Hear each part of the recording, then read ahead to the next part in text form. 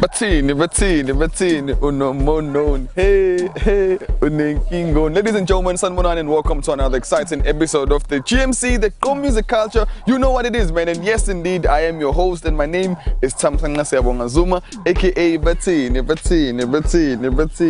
double MKG.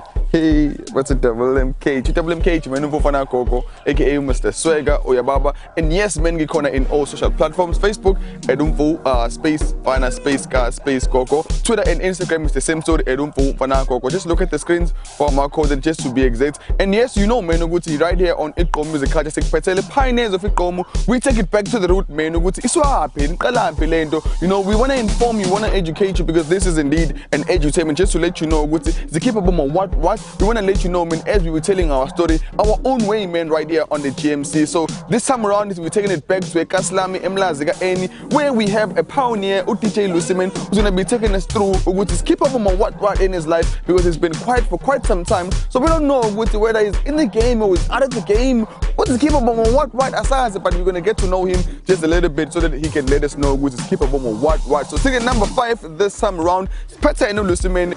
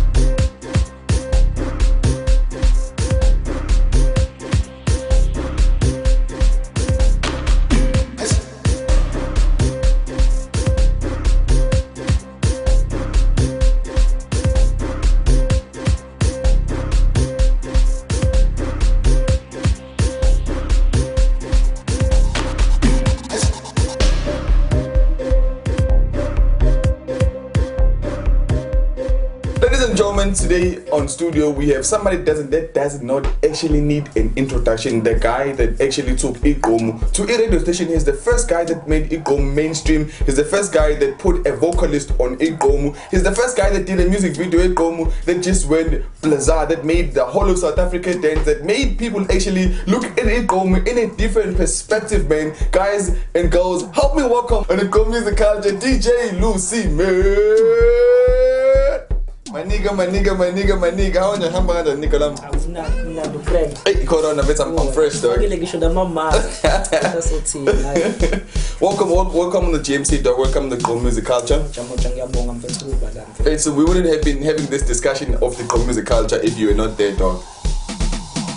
So I want you to take us back, Lusiman. I want you to take us back in terms of, because I've been going with the other kids, you know, trying to find out about the history of the genre, you know, and I'm not actually getting what I'm trying to, observe from it. Even the information I be peddling, you know. So I want you to take me back, dog, in terms of isini of the whole thing, dog.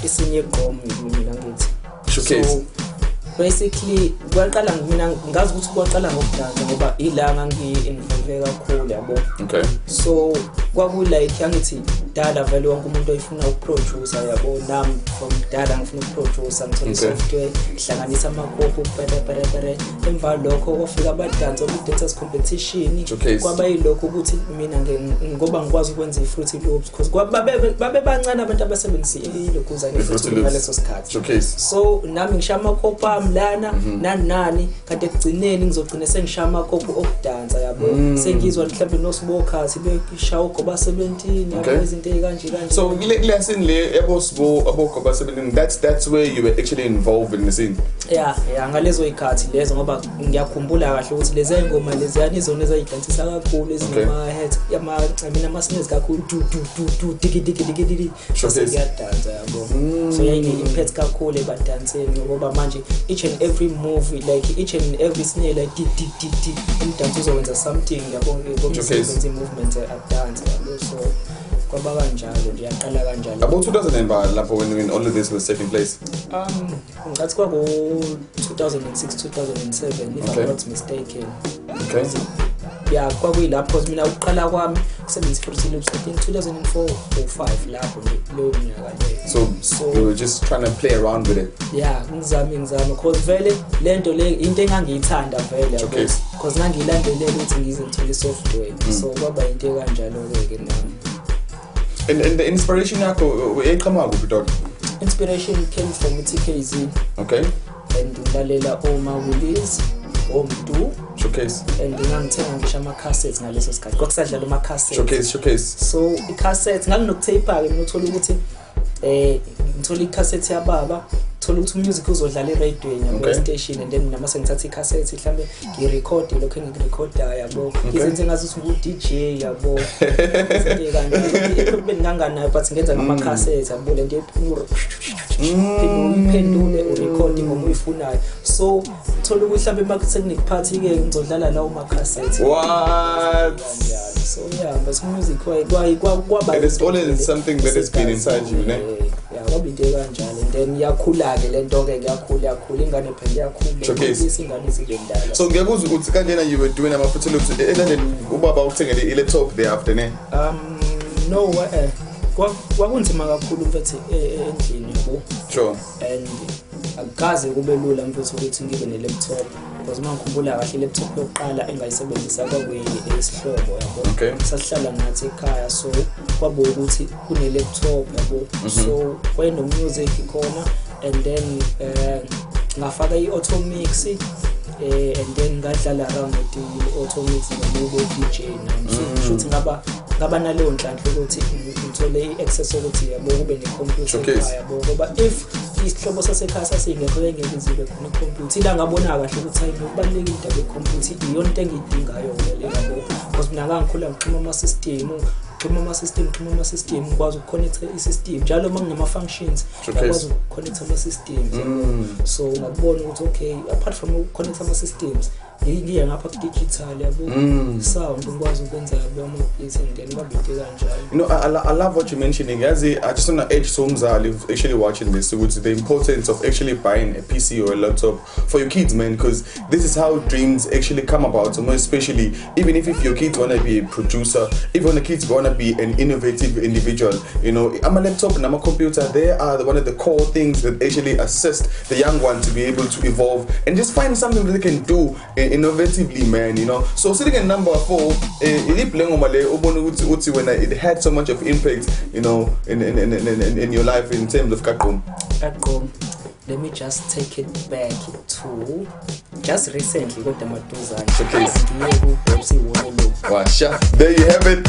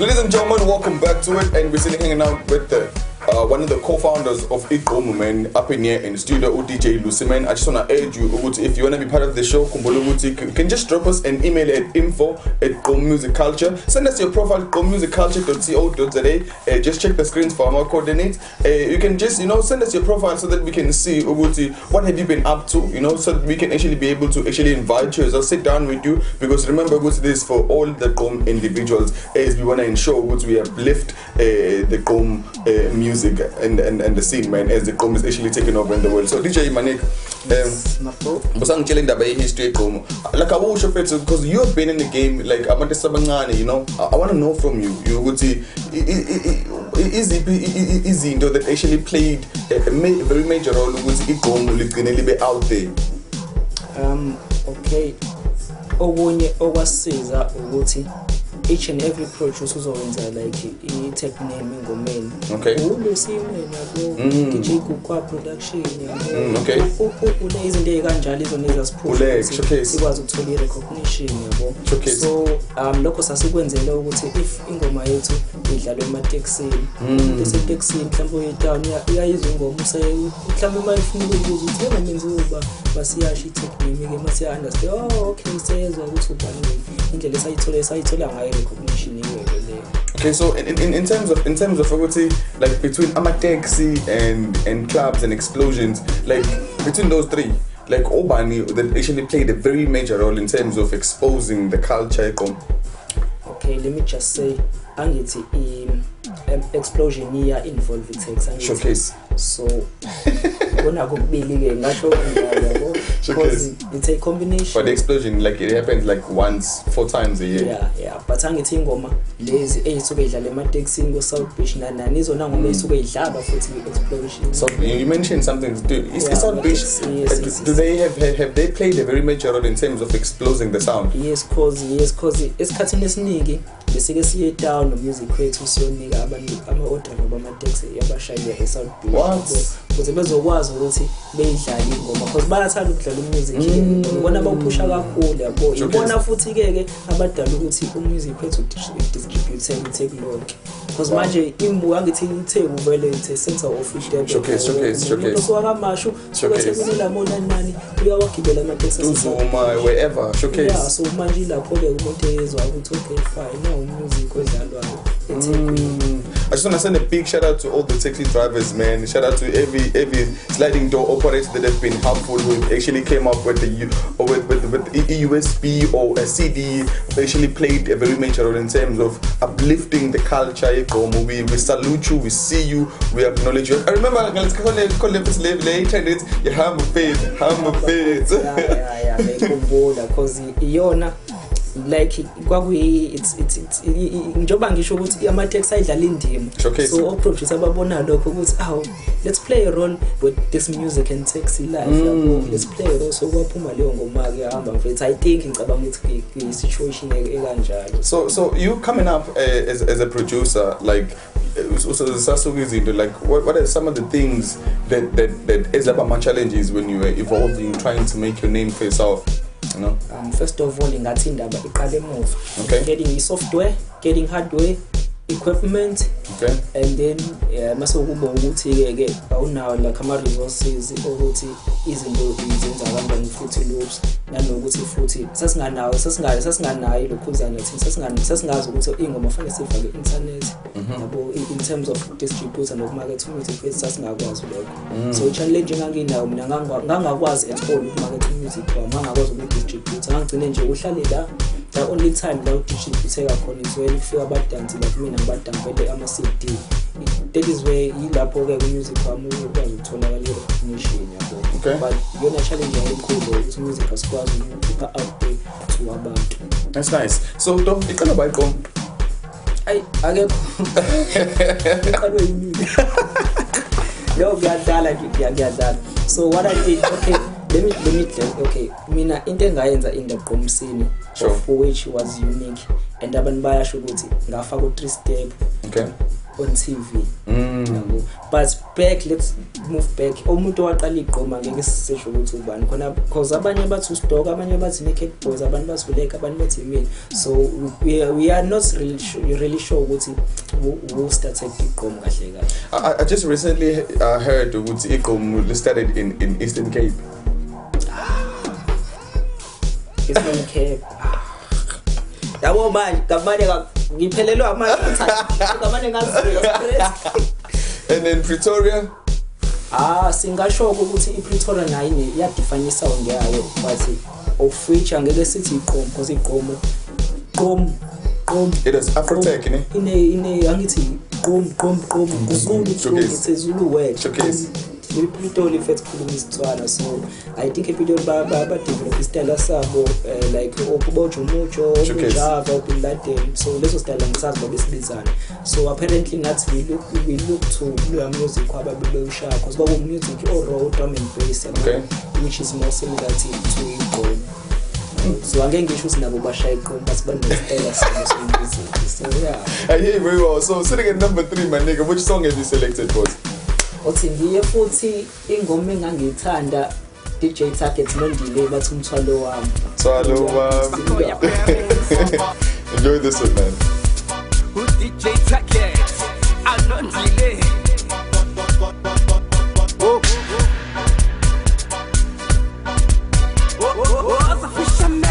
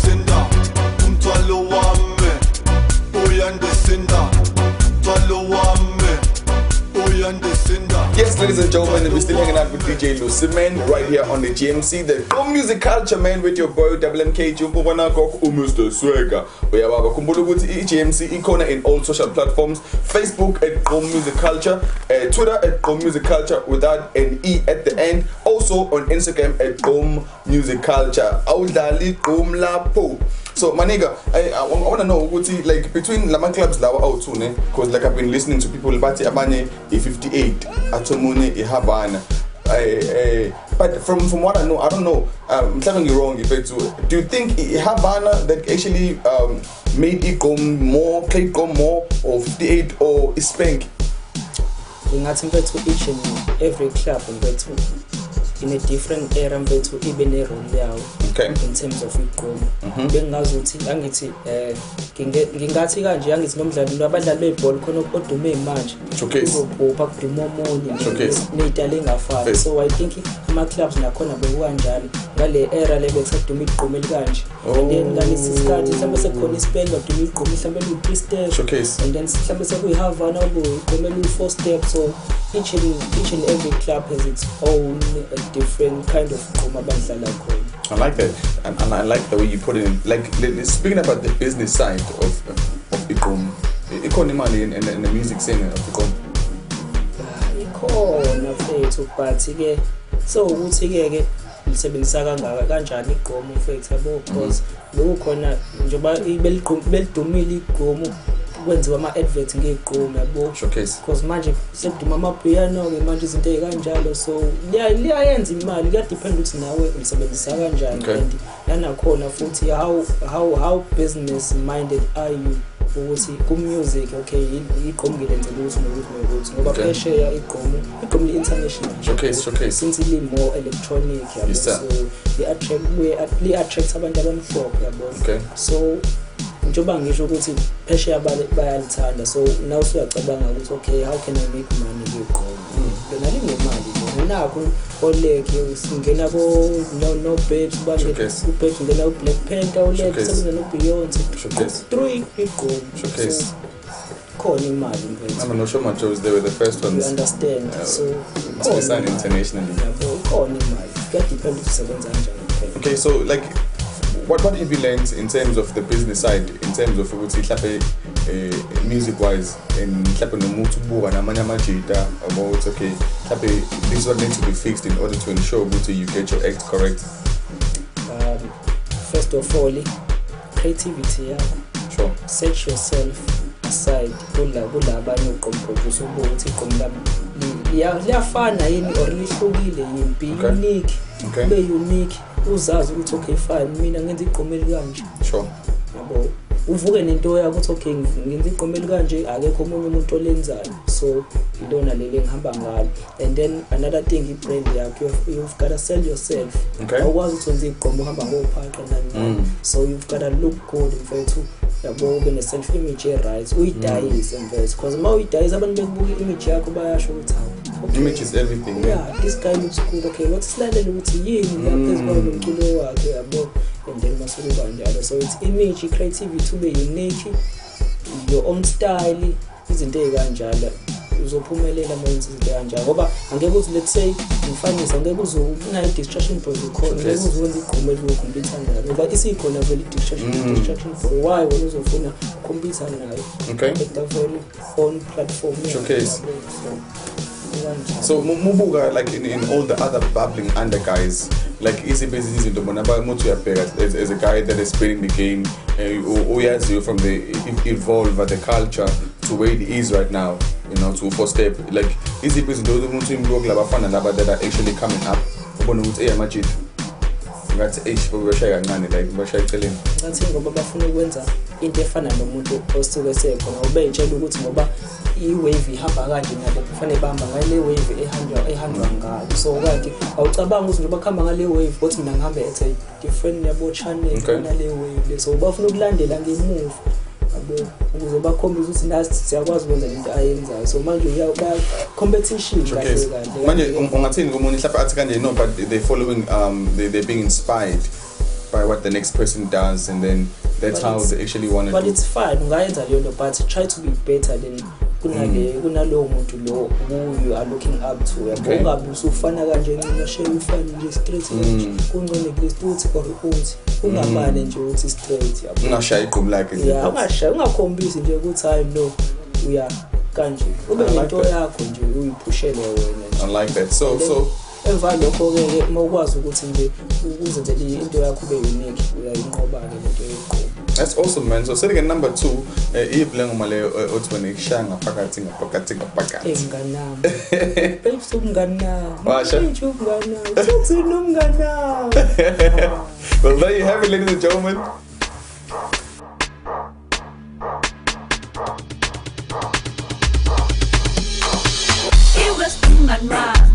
Mampin chungan rami, tukzin nungan rami, babazani bo.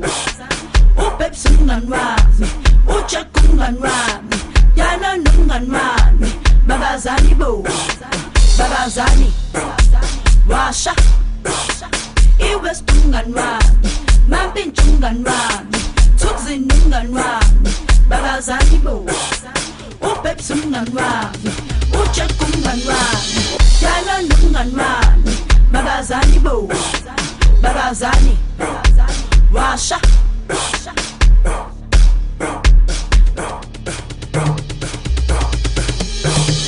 Kagenga kowe mngana,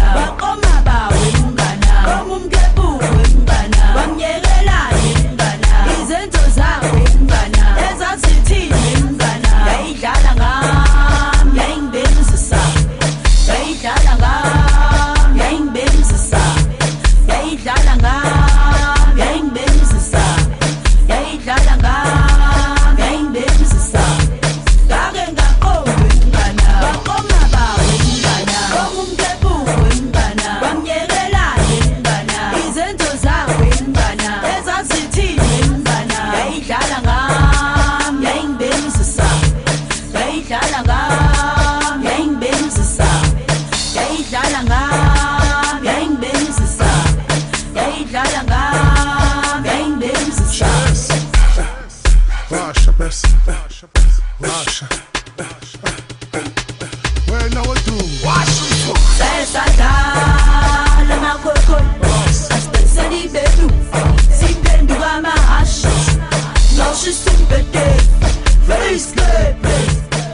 Ladies and gentlemen, we're coming at the edge of our show. If you want to be part of the show, you can just drop us an email at info or at gqommusicculture.co.za. In order for you to be part of the show, send us your profile so that we can just check you up or go to what have you been busy with, so that we can also invite you so that you can come along, or we can come to you rather and actually have an interview with you and just get to know you better as a Gqom pioneer, as a Gqom participant. So DJ, it's more than 100 days of your quarantine, you know, like, and you've been quiet for quite some time, my nigga. Yeah. Kuningi okwenzakalile ngempilo yami. Okuningi ukuthi bengenza umsebenzi womlungu. Because ngagraduate esikoleni, so kufanele ngithole i-experience emsebenzini.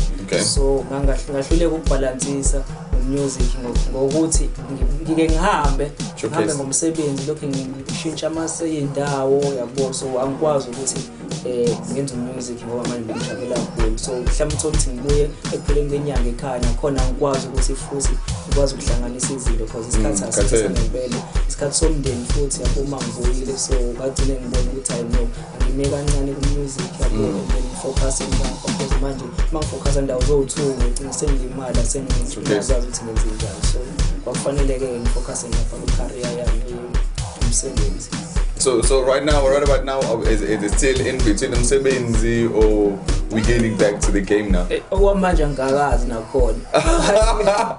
But ke becabanga ukubuyela kodwa ke since ke sengihlanganisile i-experience yabo ukuthi ngicabanga ukubuya ngapha music ke ngibone ukuthi okay ngiyakwazi ukusebenza ngiqhubeke because nakhona kade ngiyocheck abantu engisebenza nabo kudala ukuthi like umdlolane wethu sazwana kahle nakhona ngingathola ukuthi awu yonke into isagrand beke ngabagcina nje yonke into isa-right sa catch up kwaba right sakhona umuntu abo music nakhona ngabona ukuthi hayi no sangasebenza nabo. So can we expect anything coming from Lusiman in a few months, maybe 2 months, 3 months? Kwamanje sisebenza kwama-visuals, so okay angifuna ukukhuluma okuningi yabo ngithi keep ama-expectations ami high, so umuntu uzobona umuntu ukuthi hawu seyavela-ke manje ukuthi siyaqala-ke manje siyasebenza. So basically you are actually just right there getting back in the game basically. Yeah, ngizama ukupick up la ngagcina khona because mawuthatha ukubheka angikaze ngiyiphushe as mina artist because ngangivele behind the scene because ngakupusha ukuthi but ngengoma yami, so this time around ufuna nje ukufocus kumina as i-brand yami. That's nice. Abantu bazombona because most I enjoy ukungibona, so because you produce a lot of songs and that you have never actually came forth. Because I was just looking at your profile as well. There's so many people that you've been affiliated with. I mean, I was Spectacular. I mean, there's so many guys that you've worked with and that you've produced songs for, you know. Yeah, ingakho nami sengithi ngisafuna ukulukuza not ukuthi ngizoma kancane ukusebenza nabo ngendlela engangisebenza nayo, but ngifuna nje ukuvela mina ke ngibonakala ukuthi awunangu ke use-artistic manje ukuthi yabo. So you've been in the game basically, but also behind the scene. Behind the scene because nje bengithi avela umuntu avele ngento yami, so mangifuna ukuvela ngento yami ke nathi yabo yimina. At least now we know that a lot of artists Gqom nje hayi ngoba eqhumile, but behind the scene and bapusha abanye abantu. Now we know why DJ Lusiman has been quiet for quite some time. So is there maybe a single you're gonna drop, maybe anything? Kwamanje ngisapusha ingoma engenze no banger which is called I Don't Understand, and the music video yayo probably anytime soon izobe sibonakala lapho ku YouTube nugget so that is muchly anticipated. So Lusiman featured in banger ne? So any words of advice for the young ones that are actually sitting at home watching this, you know, feeling inspired by what you do, feeling inspired by your work? Yeah, ngingathi nje first of all indaba iqala esikoleni. Qinisa esikoleni ube right. Maso right esikoleni uzazi ukuthi ufuna nempilo ke kusho ke music ke lapho nalapho ngoba music is rise and fall situation. angeke ukwazi ukuthi uzoba right angeke ukwazi ukuthi uzofola so at least more ne backup nje ukwazi ukuthi si right esigele everything is going to be okay so yeah excellent man so uDJ Lusiman simthola phi in social platforms on Twitter at DJ Lusiman and then Instagram DJ_Lusiman and then ku Facebook here DJ Lusiman page yami usakhona usa DJ yane yeah ngisakhona mfethu ngisakhona and nje ukutshela ukuthi igiyeka ngihamba ngalo liphusha ngalo lisazohamba lelo giya alizange liye phansi alizange linyuke kodwa nje liyandiza nje ngebhano balisuka nje ibhano ukubona la imhlanje showcase likanjalo ke le giya ngihamba ngalo I mean, we believe in you and you trust in you, man, and we're glad to actually have you on the Gqom Music Culture. We wouldn't have been having this conversation without shouting you out, man. And thank you so much, dog, for the opportunity, for just inviting us as a Gqom Music Culture to just pull up in your studio, dog, and have this interview. It's a wonderful experience for us. So, so ladies and gentlemen, yeah, man, we're coming at the edge. Until next week, DJ Sivala Ngayiping this time around. Asnoki DJ Subs featuring Enzo Mapop DJ T nami ngikhona kuyo ngoma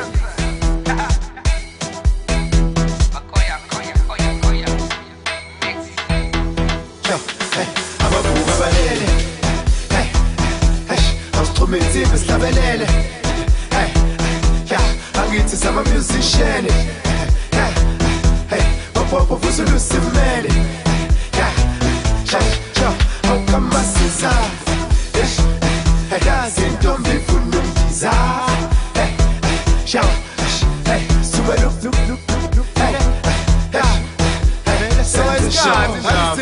send the show, Asisiko, Asnoki, Popo, Asnoki, Popo, Ikamu, Asisiko, Pensu so. Sisiko, Asnoki, Apoko, Asnoki, Mapopo, Ikamu ends, Sisiko, Pensu so. I want to